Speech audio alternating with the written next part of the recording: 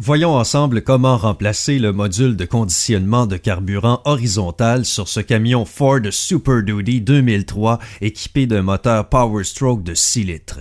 Comme vous le voyez, nous avons retiré la cabine de ce camion parce que nous faisons d'autres réparations, mais ça permet de voir clairement où se trouve cette pièce. Généralement, on place le camion sur un pont élévateur pour faire ce remplacement ou on le fait directement sous le camion, mais on ne verrait pas vraiment bien. C'est pourquoi on en profite pour vous le montrer alors que la cabine est enlevée.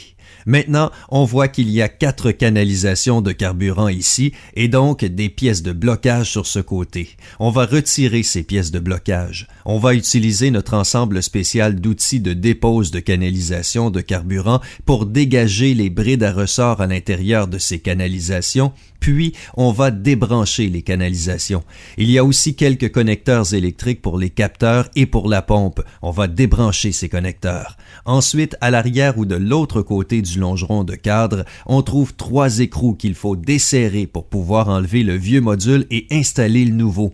Le nouveau module est doté d'un filtre. Selon l'endroit où vous achetez vos pièces, c'est toujours une bonne chose d'enlever le couvercle et de s'assurer que le filtre est présent.